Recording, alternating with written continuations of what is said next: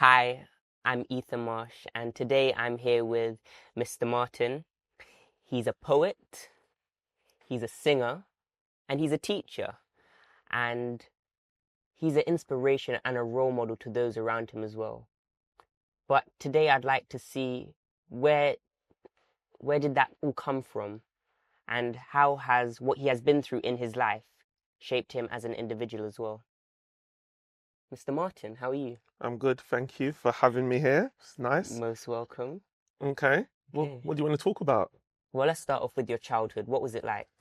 I grew up in like Bethnal Green hmm area, single parent household, two younger brothers, but we had a really very big family, so actually there was a lot of opportunity to kind of grow up with my cousins because all of my aunties lived like maybe 5-10 minutes down the road from each other. So it was like this triangle of family, and everybody was just going to each other's house all the time. So like growing up was really nice because it felt like we was in kind of like a bubble, even though like there were other people around us. It Yeah. just felt like we was very insular, like really big family. So yeah, so I would say that I had a very good childhood. Right, we didn't have loads. Right, there was no kind of, we weren't financially like well off or anything, but we had what we had and we made it work for each other and like just kept together as a unit. So yeah, I would say I had a very positive childhood. And then, so you were close with your cousins, like you said. So was that seen at parties? Did you see your cousins? So you saw your cousins often, but We'd see each other every weekend.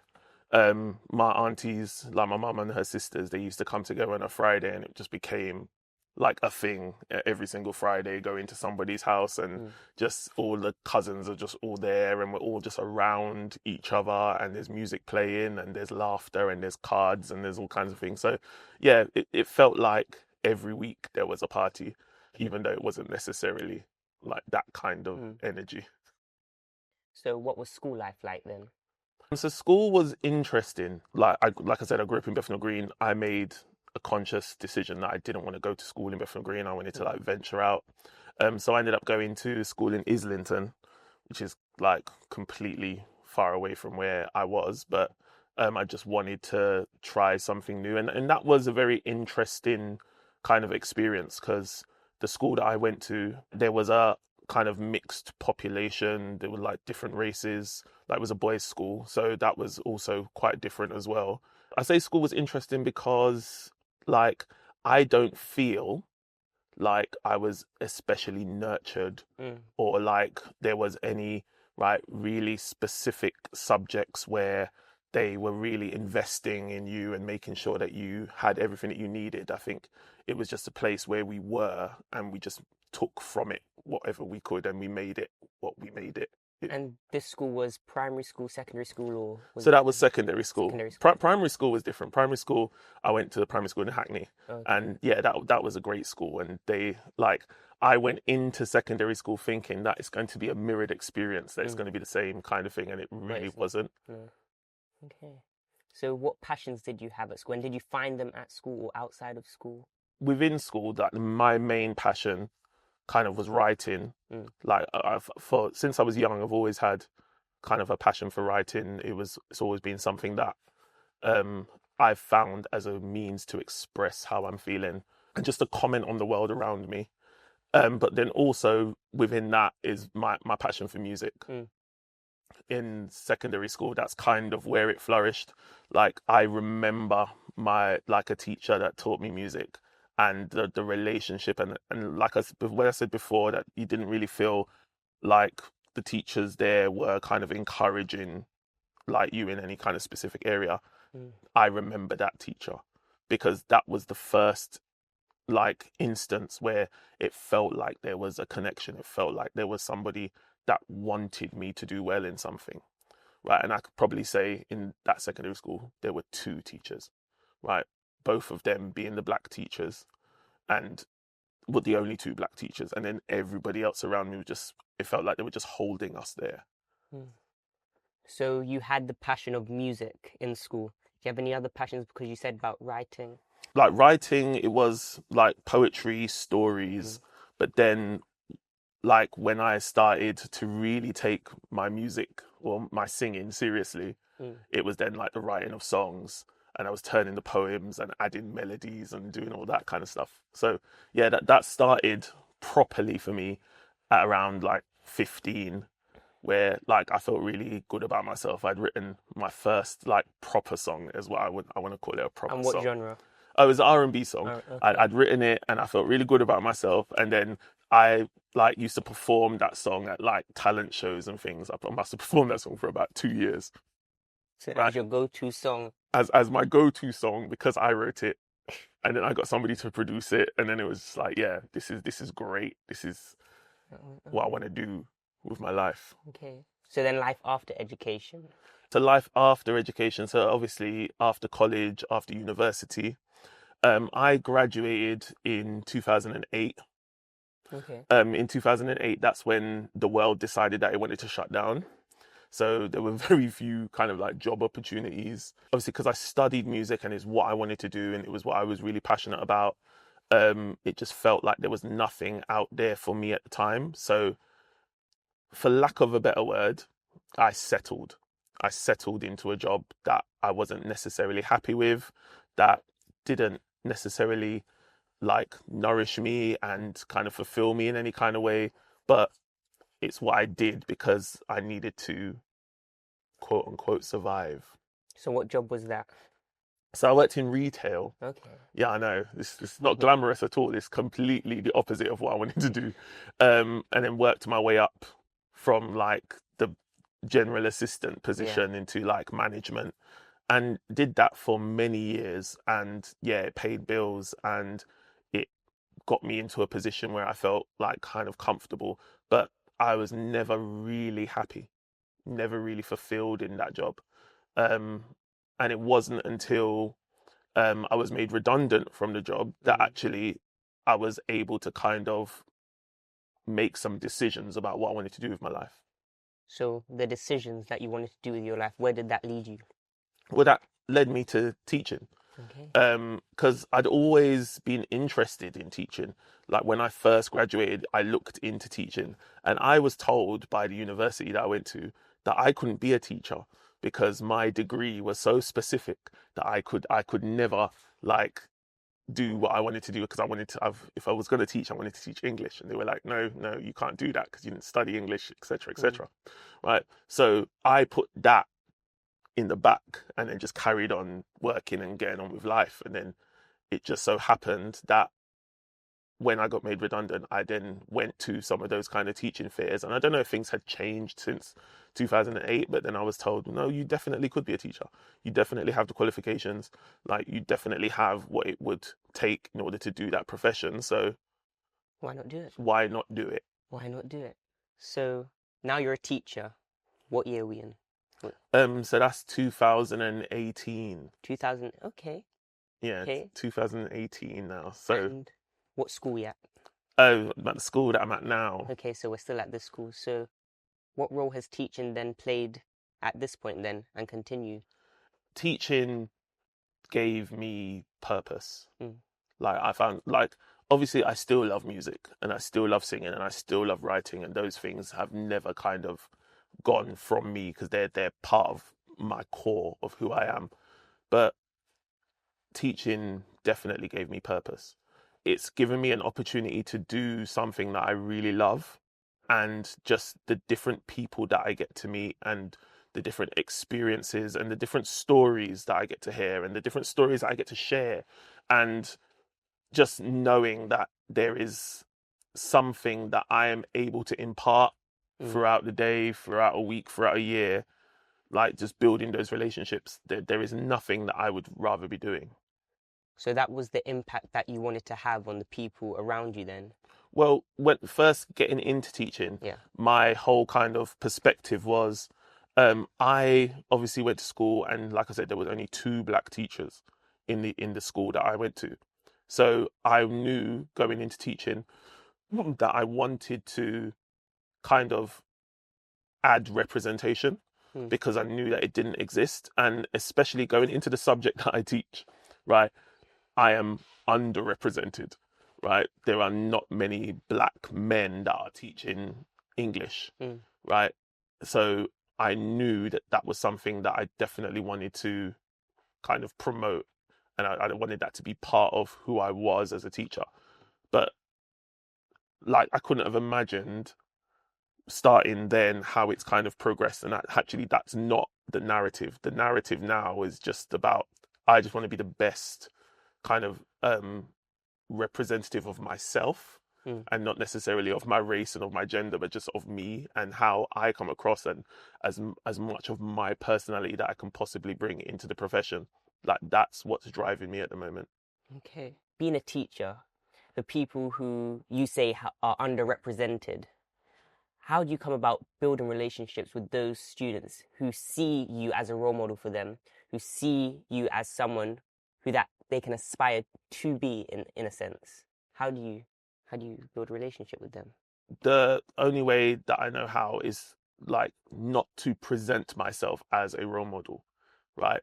I'm not like what you should be aspiring to be, right? I'm here to hear you, and I'm here to see you, and I'm here to teach you, and I'm here to kind of show you what the possibilities are, right? I'm not the benchmark. And I feel like if I went into it thinking that, oh, I'm a black teacher and you don't see a lot of black teachers, so be like me, follow in my footsteps, that's not what fulfills me. That's not my purpose, right? I listen to you, and I engage with you, and I understand you. Like, I grew up where you grew up. I understand what the kind of difficulties are for a lot of people. And when I hear some of those stories, it resonates with me. I can relate to it. I can give you personal experience, right? But again, like I said, I'm not the benchmark. I'm not the example, right? I am something that's going to kind of push you in the direction that you need to go in, or that you want to go in. But I'm not expecting students to kind of see me as somebody that they should be trying to live up to. So what moments are you most proud within your teaching career? What's the standout moment or standout stories? Well, no, there are quite a few. If I can speak to something more recently, right? So in the summer I got married. Yeah. Okay, if you want to. Yeah. Right? But in the summer I got married, and for me, just seeing kind of my students come into the wedding, that meant something to me. Yeah. That is an example of, okay, I've clearly, like, made some kind of impact or some kind of connection in this way, because I would have never gone to any of my teachers' wedding, not their birthday, not anything. So the idea that people would come in to see me get married, like, and people that I wouldn't have even expected, right? There were people that showed up, and I was like, wow, like, I wouldn't have even thought that you would have wanted to have come to this. Yeah. That for me was the moment. And it wasn't just one person; it was a lot of people. Yeah, it was a lot. There were quite a few, and the wedding was a good wedding as well. I would agree. I would agree. And the after after party was better as well, because I was dancing on the dance floor. You're separating I was talking about the two. Oh yeah. And okay, yes, I agree. And I was talking about the same thing as well. So teaching is a big part of your life and continues to play a big part of your life, not only in school, but outside of school then. Well, yeah, because I have children, right? And, like, I have to invest time in them, making sure that they have everything that they need, like, mentally, physically, emotionally, right? And obviously it's weird, because obviously when I'm at school, I see the kids, some of them, as like, and I would say, oh yeah, that's my son, or that's my daughter, right? And they're not my sons or they're not my daughters, but the values that I kind of create with my own children are the same kind of values that I want to instill in the children that I'm teaching at school. So inside and outside of school, that's my goal, is to kind of make the effort and to like really create some of those moments where people feel that not only that they're learning something, but they feel that they're being seen, they're being heard. And you know how you said that you didn't come into this to be a role model, but you are a role model. And I don't speak only as someone from personal experience. I think I would talk for my whole of my previous cohort. I think that they would have seen you as a role model, someone who they can look to for help, who they can also aspire to be. So what would you say to that? When I first started teaching, that was in the back of my mind. Oh yeah, I want to be a role model. I want to like represent something. Mm. That's not where I am now. But if people are seeing that in me, then I hope they continue to see that, because I'm just being myself. Like in any situation, like I've taught you, right? So you know how I kind of operate as a teacher. I'm only ever myself. And I think that that's the reason why I've been able to build some of the relationships, is because the students can see that I am a real person. And it's not like, oh, I'm here to do a job. Right? Yes, I'm here to do a job, but the job is beyond what's on the paper or what's in the book. That's not the job. That's the lesson. That's the curriculum. Right? But the job is so much more than that. So yeah, if people see me in that way, then I appreciate it. But it just says to me that I'm just being myself. And that's what people are seeing. Glad to hear that. Glad to hear that. So what passions and what hobbies do you have now then? And do they differentiate from your former passions and hobbies then? So so music still stands out to me as something that I will never get rid of. Like, as far as I go into teaching and the different jobs that I've done while teaching, music has always been and probably will always be like first love. I would say. I don't see that going anywhere. Like, I still love to sing. I don't write as much. But you write your poetry though. I still write the poetry. Yeah. I don't write music as much. That's something that kind of, and it wasn't even because of school. It died down when I had like my first daughter. Like, for whatever reason, like my priorities kind of just shifted. But yeah, music is still a huge part of who I am, and it's something that I'm trying to kind of like integrate more into the school. And into your lessons as well. Into the lessons as well. Into your lessons. Yeah, like, so and it depends on the class, because it doesn't work for every class, Yeah. but I like to play music at the beginning of a lesson just to kind of create some kind of... Can I just say that I'm still very annoyed because I asked you for a song and you didn't play it. Do you remember the song? No. Neither can I, but that's not the point. The point is that I asked you for a song and you didn't play it, so yeah. Why don't you tell us a story about you singing?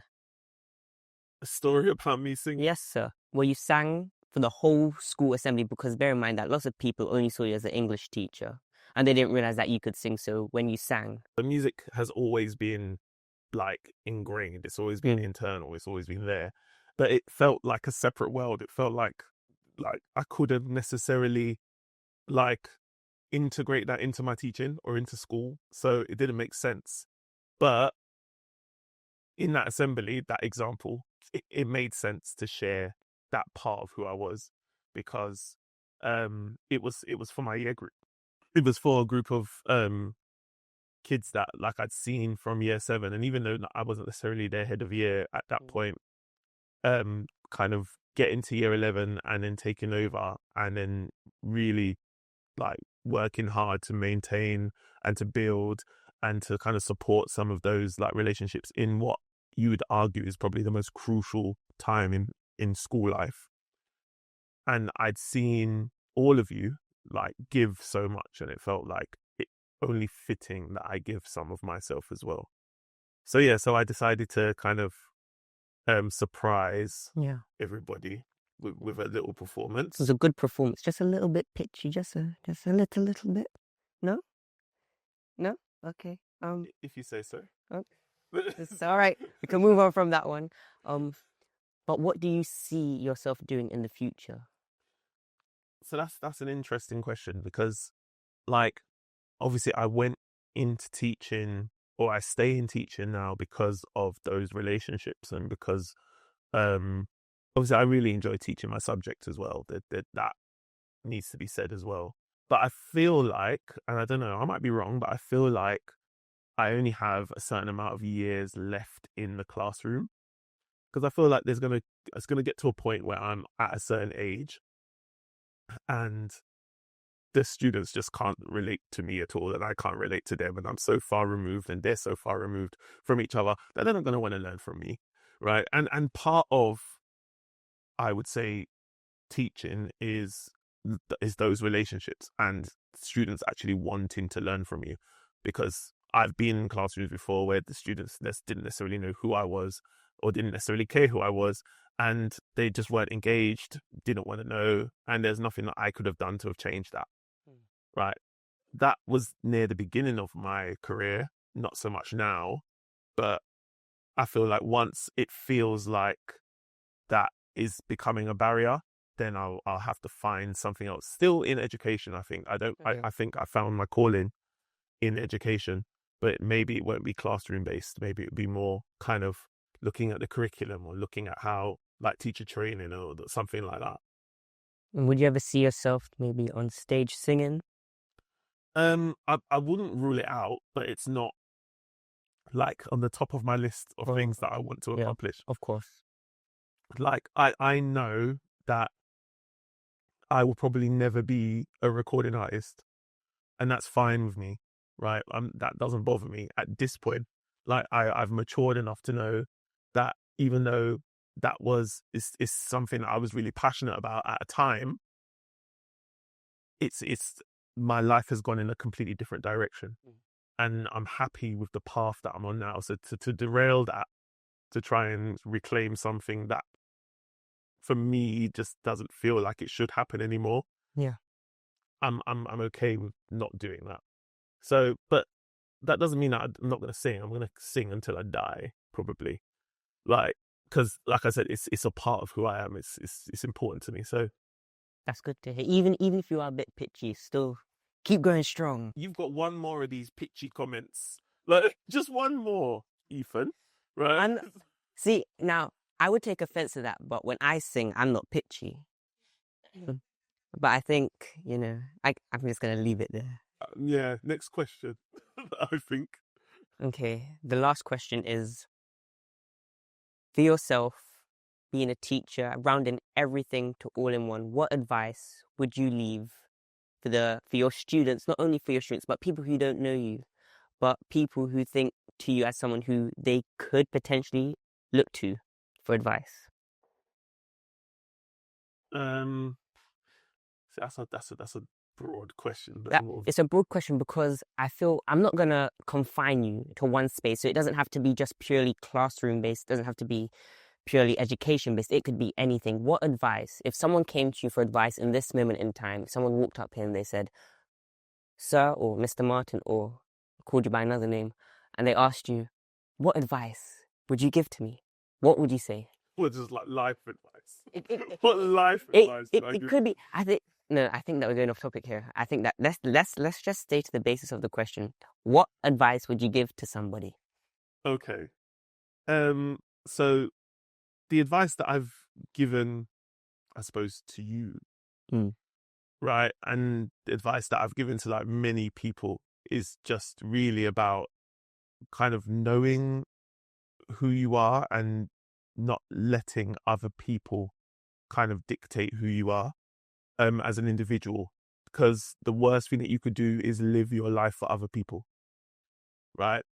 So having a very strong sense of who you are and living in that truth every single day is all you can really do. I would encourage anybody, right, to really spend time finding out who they are, find out what it is that you want out of life, or what it is that you want out of a situation. What is it that you want out of a relationship? What is it that you want out of kind of, I don't know, in terms of school, like an achievement, right? Figure out what that thing is, right? Don't be aimless. Like, actually really sit with yourself and figure out who you are and then be that person, like unapologetically. Because who else can you be, right, authentically, other than yourself? I like that. Thank you. You're welcome.